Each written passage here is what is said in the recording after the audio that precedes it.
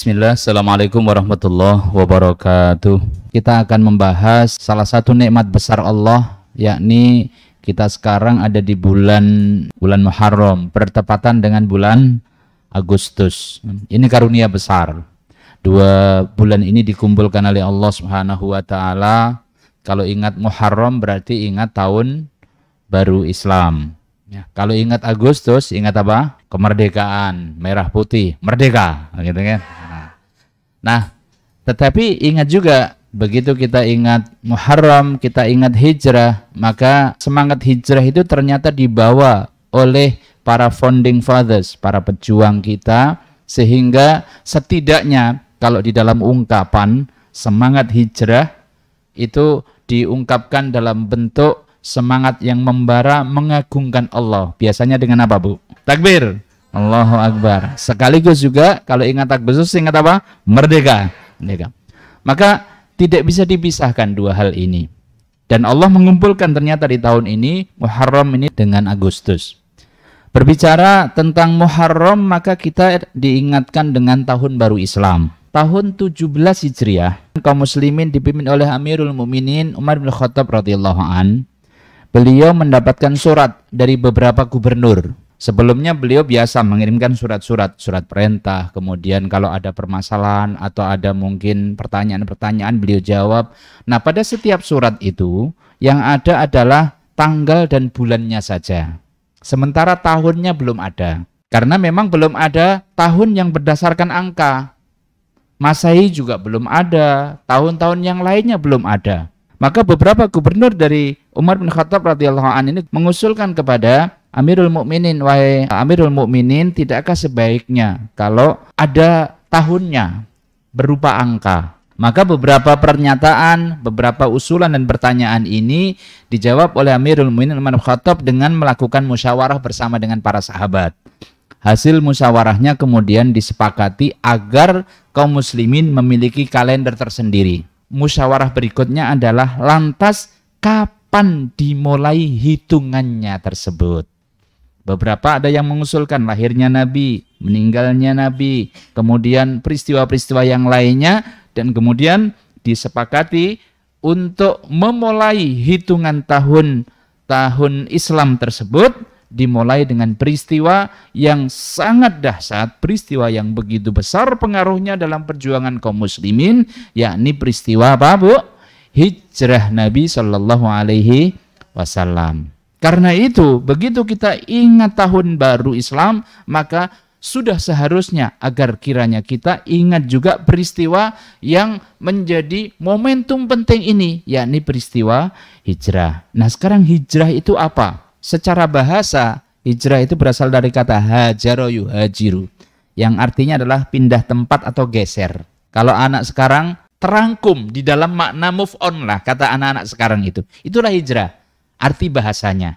Nah, setelah kemudian ibu semuanya dirahmati Allah, hijrah itu diperintahkan oleh Rasulullah SAW dan kaum muslimin mulai berhijrah, maka Masya Allah wa tabarakallah, kemudian disambut dengan sambutan yang gegap gempita kedatangan Nabi Shallallahu Alaihi Wasallam. Anas bin Malik meriwayatkan bahwa tidaklah ada hari yang kami rasakan paling berbahagia, paling meriah, kecuali ketika orang-orang Madinah menyambut kedatangan Rasulullah Shallallahu Alaihi Wasallam dengan syair yang luar biasa terkenal, yakni Tola al-Badru. Tola al-Badru alaina min thaniyatil wada wajib syukru alaina mada'a lillahida.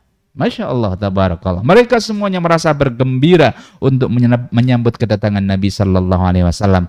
Dan itulah dalam bahasa kita, itu adalah merupakan detik-detik proklamasi di mana kemudian Rasulullah SAW memulai babak baru Madinah yang sebelumnya namanya Yathrib kemudian diganti dengan Madinah Al-Munawwarah, sebuah kota berkemajuan, sebuah kota modern yang terang benderang, bersinarkan dan percahayakan ilahi, cahaya Allah SWT, cahaya Islam yang sangat indah dan benar-benar menjadi rahmat bagi seluruh alam.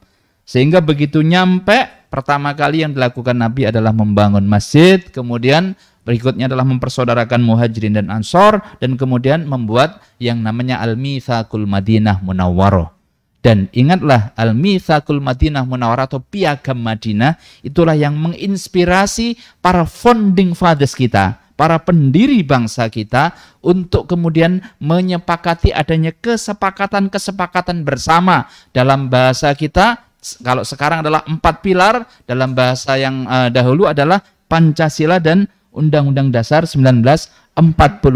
Nah, karena itu ibu semuanya dirahmati Allah SWT, di sini kita mendapatkan pelajaran yang sangat berharga bahwa ternyata kemerdekaan hakiki itu akan didapatkan ketika seseorang memiliki semangat hijrah dengan hijrah yang baik, dengan hijrah yang benar. Nah, maka hijrah yang seperti apa? Hijrah yang baik dan benar itu.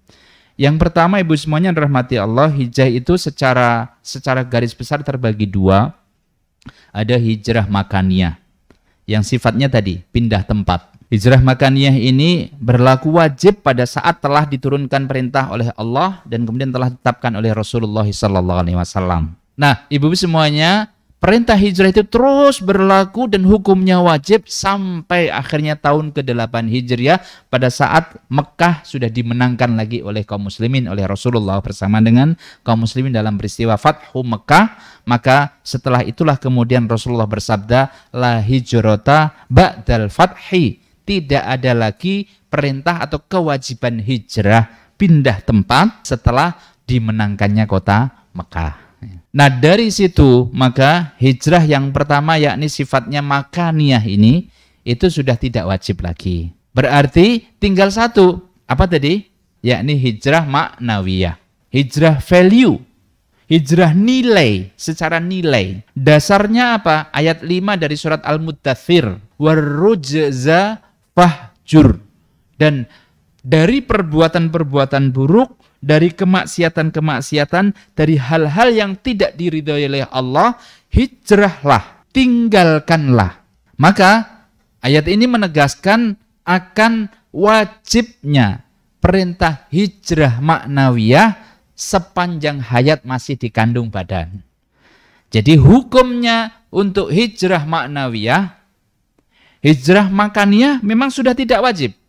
Tetapi masih ada kewajiban hijrah, yakni apa Bu? Hijrah maknawiyah, hijrah secara value, hijrah secara nilai. Kalau kita detailkan beberapa di antaranya, berarti hijrah yang masih berlaku dan diwajibkan kepada kita kaum muslimin sampai akhir hayat, itu adalah yang pertama pastinya adalah hijrah secara akidah. Kalau ada keyakinan-keyakinan yang salah, kalau ada kesyirikan-kesyirikan, nilai-nilai kekufuran yang masih ada di dalam dirinya, terhadap 6 rukun iman ada yang diyakininya tetapi ada kemudian yang dia tidak yakini. Ini yang pertama, bentuk hijrah maknawiyahnya. Berarti hijrah berpindah dari keyakinan-keyakinan yang salah, keyakinan-keyakinan yang menyimpang menuju kepada keyakinan-keyakinan yang benar, kepada iman yang benar, kepada iman yang lebih baik diridhoi oleh Allah Subhanahu wa taala. Nah, salah satu yang paling penting tadi adalah masalah rukun-rukun Islam atau rukun-rukun iman tadi. Nah, yang berikutnya adalah berpindah atau hijrah dari cara-cara ibadah yang salah menuju kepada cara-cara ibadah yang benar dan cara-cara ibadah yang benar. Kalau selama ini misalnya kita melakukan ibadah asal saja, maka kita harus tingkatkan dengan belajar sehingga ibadah-ibadah kita baik dan benar. Baik dalam artian lillahi ta'ala tujuannya, tata caranya pun juga diperbaiki. Sholat kita yang mungkin selama ini asal gugur kewajiban saja, menjadi semakin kita paham benar tentang indahnya dan fadilah keutamaannya dari sholat, sehingga kita tergerak untuk melakukan sholat itu karena butuh benar. Kalau kita butuh, maka kita akan bisa memahami dengan detail, menikmati setiap proses dari awal. Pertama kali sholat itu apa Bu? Ada 3 rukun yang dilakukan secara bersamaan. Apa itu? Niat, terus takbiratul ihram, terus berdiri. Berdiri jika mampu kan? Ya. Nah itu 3 rukun. 3 rukun yang dilakukan sekaligus.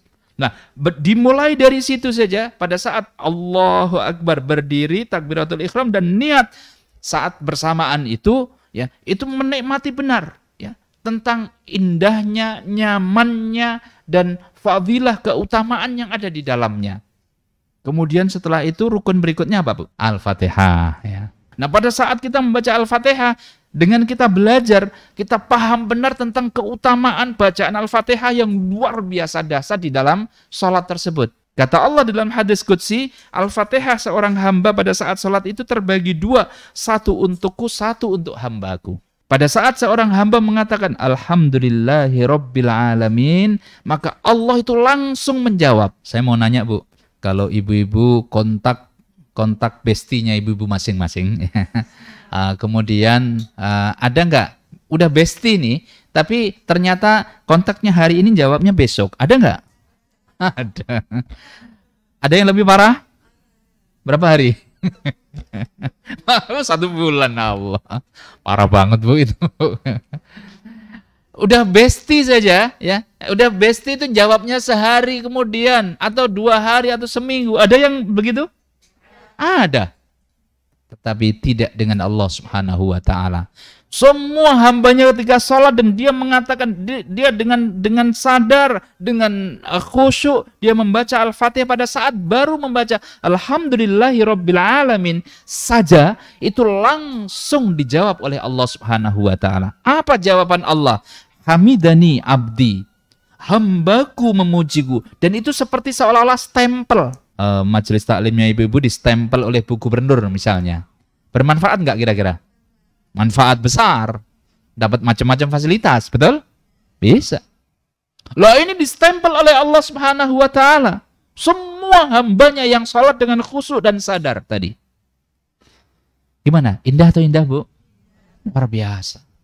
Luar biasa. Lah ini kalau dilanjutkan kajiannya pastinya waktunya habis. Pastinya waktunya habis. Tapi saya hanya beri incip satu saja. Incip satu saja. Ini kalau kita hijrah ini, hijrah dalam ibadah kita, Masya Allah luar biasa. Manfaatnya luar biasa. Itulah kenapa akhirnya kita mendapatkan alasan. Kita memahami alasan apa yang menggerakkan para sahabat itu sangat cinta dengan sholat. Imam Ahmad bin Hambal itu sholatnya dalam sehari tidak kurang dari 200 rakaat, Bu. 200 rakaat, Bu. Sahabiah ada juga. Beberapa sahabiah. Itu karena cintanya luar biasa. Ada yang nanti macam-macam. Ada yang banyak rakaatnya. Ada yang sholat malamnya itu ada sahabat mulia sholat malamnya 1 rakaat saja. Siapa itu? Utsman bin Affan.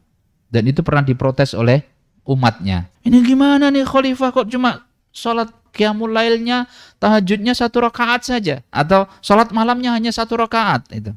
Ternyata dijawab oleh istrinya. Istrinya Utsman bin Affan mengatakan bahwa 1 rakaatnya Utsman bin Affan itu mengkhatamkan Al-Quran 30 juz. Kenapa? Karena rasa rindu, rasa cinta, rasa bahagianya pada saat sholat itu berhadapan dengan Allah Subhanahu wa ta'ala. Dan itu artinya hijrah. Jadi hijrah yang kedua tadi hijrah dalam masalah ibadah, maka ibadah-ibadah yang kita lakukan itu semua ucapan gerakannya itu akan termaknai dengan sangat indah. Dan pastinya nanti manfaat-manfaat besar dari sholat, dari ibadah-ibadah itu akan didapat. Misalnya sholat itu adalah aqimis sholah innas sholata tanha anil fahsyai wal mungkar. Sholat itu menjadi daya cegah dari perbuatan keji dan mungkar. Jadi seolah-olah ibu-ibu itu punya, kita musolli, orang-orang yang sholat dengan baik, dengan khusyuk itu kayak punya ajian berapa itu? Tapak berapa begitu ya. Jadi dipukul ya, kayak yang udin-udin itu loh ya. Yang viral. Dipukul itu kemudian mental begitu kan. Jadi fahsya dan mungkar, perbuatan keji dan mungkar itu kalau mendekat itu langsung dia mental. Kalau orang sholatnya benar, kalau orang ibadahnya benar, karena dia apa? Dia berdaya cegah, tanha anil fahsya'i wal mungkar. Berikutnya dari sisi hijrah maknawiyah adalah hijrah dari sisi akhlak dan adab. Dari yang sebelumnya, mohon maaf, ada perbuatan-perbuatan yang kadang-kadang tidak disadari tetapi naudzubillah bisa mengikis habis pahala-pahala ibadah dari seorang hamba. Rasul menyebutkan dalam hadis riwayat Imam Muslim, disebutkan bahwa ada orang datang di hari kiamat kepada Allah itu membawa pahala puasa, pahala sholat, pahala zakat, pahala-pahala ibadahnya begitu banyak. Tetapi bersamaan dengan itu ternyata waqad syatama hadza wa qadhafa hadza wa akala mala hadza wa syatama dama hadza wa dzaraba hadza. Bersamaan dengan itu dia suka menyakiti orang lain. Lisannya tajam, setajam lu suka lihat ini kayaknya. Waduh, bahaya ya. Orang yang suka menyakiti seperti itu nanti semuanya ya, suka menyakiti. Menyakiti bisa dengan lisan, bisa dengan sikap, bisa dengan mata, dengan gestur yang tidak baik. Bahkan senyum pun itu bisa menyakiti orang. Bisa, Bu? Pada saat orang sedih kemudian dia senyum-senyum. Wah, ini kan menari di atas penderitaan orang lain. Ya, itu juga nggak boleh kan gitu. Nah, ini bentuk-bentuk menyakiti orang lain. Banyak bentuknya. Kemudian menuduh orang lain, qadzaf. Kemudian makan harta orang lain dengan cara yang batil. Kemudian menumpahkan darah orang lain. Baik pelakunya, eksekutornya, atau otak intelektual di belakangnya. Gitu kan. Langsung ataupun siapapun yang terlibat. Itu kedzalimannya semuanya tercatat. Kemudian wadharaba hadza, memukul orang lain. Nah, segala bentuk macam kedzaliman itu nanti di akhirat itu akan dihadapkan oleh Allah Subhanahu wa taala untuk diberikan kepada haknya, untuk dikonfrontir. Semua orang yang terzalimi itu nanti dikumpulkan, Bu. Jadi ada daftar antrian. Semakin banyak orang yang terzalimi, apalagi seorang pimpinan lebih tinggi lagi, berarti dia banyak sekali membawai banyak orang, maka pastinya kemudian daftar yang antri untuk minta keadilan itu akan lebih banyak lagi. Hati-hati, kita punya ibu-ibu punya friend di friend listnya berapa, Bu? Banyak ya? Banyak ya. Di friend listnya di HP ibu itu mungkin ada yang 1.000, ada yang 5.000, ada yang lebih dari itu, begitu ya. Nah itu hati-hati kalau buat status ya, kalau buat status kan bisa dibaca juga kan oleh sekian banyak orang ya. Nah semuanya itu nanti kita akan pertanggungjawabkan. Tulisan, flyer, kemudian apa saja kalimat-kalimat dan sebagainya itu nanti akan dipertanggungjawabkan di hadapan Allah Subhanahu wa taala.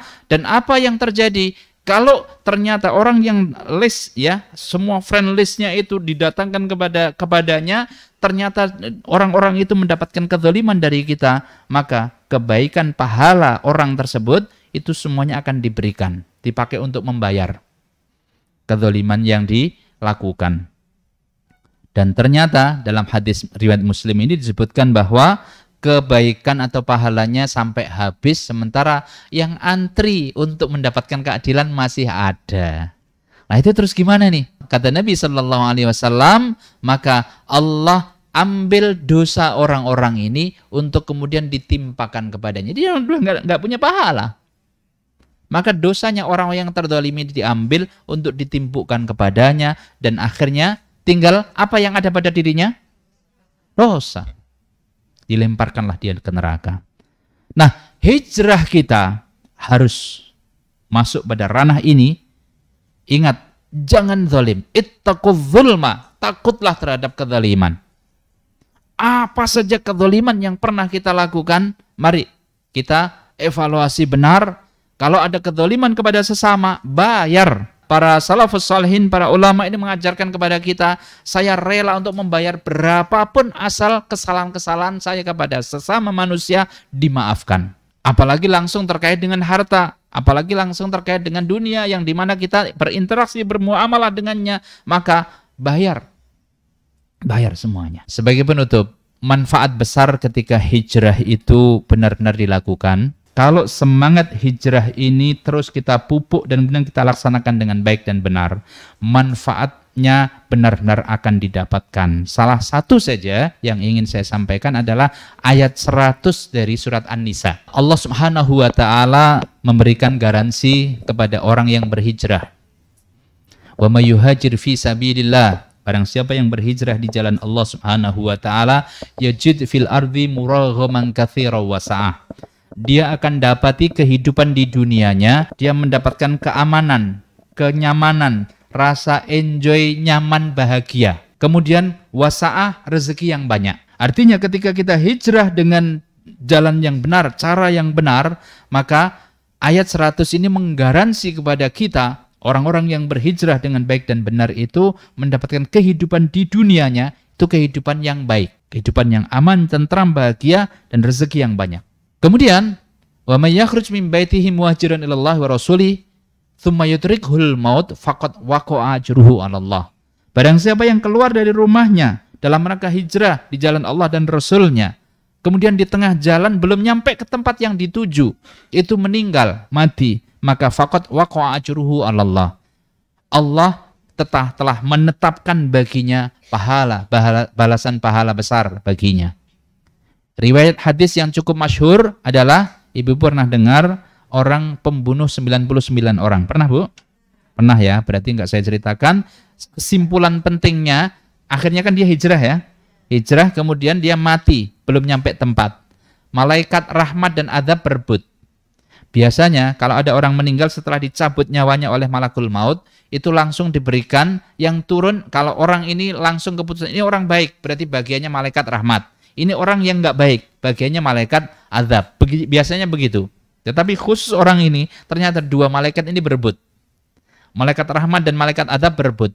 Ini bagian saya, ini bagian saya, bagian saya. Begitu kan? Kata malaikat rahmat, ini bagian saya karena dia bertobat dan berhijrah. Kata malaikat azab, tidak bisa. Ini belum nyampe tempat. Kemudian list amalnya itu amal baik atau amal buruk, Bu? Amal buruk. Maka ini bagian saya. Ini kata malaikat adab. Begitu terus malaikat adab dan rahmat itu sampai akhirnya Allah turunkan lagi satu malak atau satu malaikat ya, yang melerai dan solusinya adalah diukur. Diukur tempat meninggal dia itu dari tempat yang dia tinggalkan menuju ke tempat yang akan dituju. Nah, ini lebih dekat mana? Kalau lebih dekat ke salah satunya, kalau lebih dekat ke tempat yang dituju bagian malaikat siapa, Bu? Malaikat rahmat. Kalau dekat dengan tempat yang ditinggalkan bagiannya malaikat adab. Karena dalam hadis Bukhari Muslim disebutkan, karena Allah telah menerima taubatnya, maka Allah perintahkan bumi yang ditinggalkan, kamu menjauh. Jadi bumi yang ditinggalkan ini kamu menjauh. Kemudian bumi yang akan dituju itu kamu mendekat. Dan setelah itu diukur, ternyata selisih satu dhiro saja. Masya Allah. Lebih dekat ke tempat yang dituju. Nah, ini pelajaran yang luar biasa bahwa garansi yang kedua, ketika yang pertama adalah garansi apa? Mendapatkan kebahagiaan, tempat yang nyaman, indah, bahagia di dunia, dan rezeki yang banyak. Ternyata di akhirat Allah juga akan menggaransi orang yang berhijrah dengan baik dan benar itu akan mendapatkan balasan pahala yang besar dari sisi Allah Subhanahu wa taala. Bahasa simpelnya adalah digaransi oleh Allah kebahagiaan dalam kehidupan di dunia dan di akhirat. Inilah ibu semuanya yang dirahmati Allah Subhanahu wa taala, kekuatan dan maha dahsyatnya hijrah ketika dilakukan, maka akan benar-benar menjadikan seseorang mendapatkan kemerdekaannya yang hakiki. Merdeka dari berbagai macam hawa nafsu, merdeka dari tarikan-tarikan duniawi. Sebaliknya, dia benar-benar fokus untuk mendapatkan cintanya Allah Subhanahu wa taala, dan karena cinta kepada Allah tersebut, maka dalam kehidupannya dia jauh dari berbagai macam kezaliman. Sebaliknya, dia akan benar-benar menjadi rahmatan lil alamin.